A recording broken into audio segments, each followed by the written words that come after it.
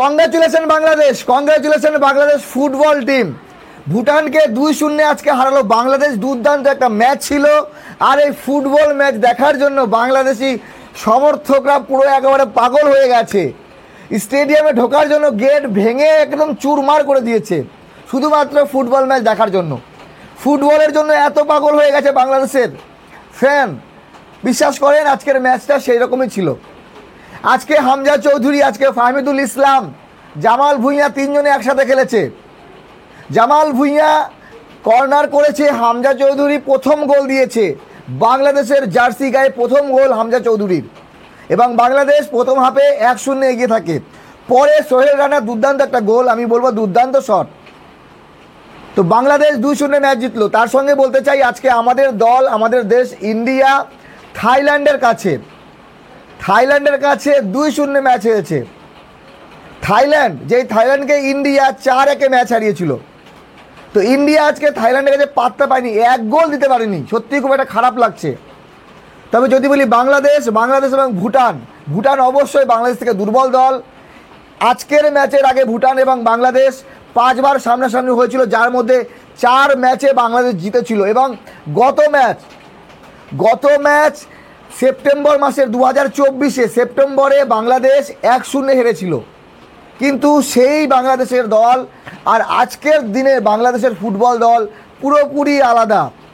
এরপরে আবার সামিত সোম যখন বাংলাদেশ দলে খেলবে তখন দলটা কত স্ট্রং হবে। যদিও আজকেই সামিত সোম সম্ভবত এসছে বাংলাদেশে। তো 10 জুন সিঙ্গাপুরের এগেনস্টে বাংলাদেশের হবে অগ্নি পরীক্ষা। বাংলাদেশ ফুটবল দলের কতটা দম, কতটা শক্তিশালী হয়েছে আমরা কিন্তু 10ই জুন সিঙ্গাপুরে এগেনস্টে দেখতে পাবো। তবে বাংলাদেশ আজকে ভুটানকে পাত্তা দেয়নি, ভুটান কোনো জায়গায় পাত্তা পায়নি। 90 মিনিট পরে এক্সট্রা যে 4 মিনিট দেয় সেই সময় ভুটান একটা চান্স পেয়েছিল গোল হওয়ার, কিন্তু মিথুন মার্মা, তার নাম না, গোলকিপার দুর্দান্ত সেভ করে। তো বাংলাদেশ ম্যাচ জিতেছে ভাই, ভালো খেলেছে। তো বাংলাদেশের ফুটবল ওপর দিকে যাচ্ছে, বাংলাদেশের ফুটবলকে এনকারেজ করছে বাংলাদেশের সমর্থকরা। আজকে যারা স্টেডিয়ামের গেট ভেঙে ঢুকেছে তারা কিন্তু ফুটবলকে ভালোবেসে, হামজা চৌধুরী, ফাহমিদুল ইসলাম এদেরকে দেখার জন্য বাংলাদেশ দল কেমন করে ফুটবলে তারা কিন্তু প্রমাণ করেছে। সিঙ্গাপুরকে যদি হারাতে পারে বাংলাদেশ, তাহলে আমি মনে করবো যে হ্যাঁ বাংলাদেশ সাকসেস। বাংলাদেশ ফুটবলটাকে সাকসেস করছে ধীরে ধীরে। আমার মনে হয় সিঙ্গাপুরকে বাংলাদেশ হারাবে, কারণ বাংলাদেশের ফুটবল দলটা আগের দলের মতো নেই। তারা যথেষ্ট ভালো খেলে, আর হাফ টাইমের পর হামজা চৌধুরী নামেনি, দরকারই পড়েনি, রেস্ট দিয়েছে সিঙ্গাপুরের জন্য। হয়তো সিঙ্গাপুরে হামজা চৌধুরী লং টাইম খেলবে। বাকি আপনাদের মতামত জানাবেন।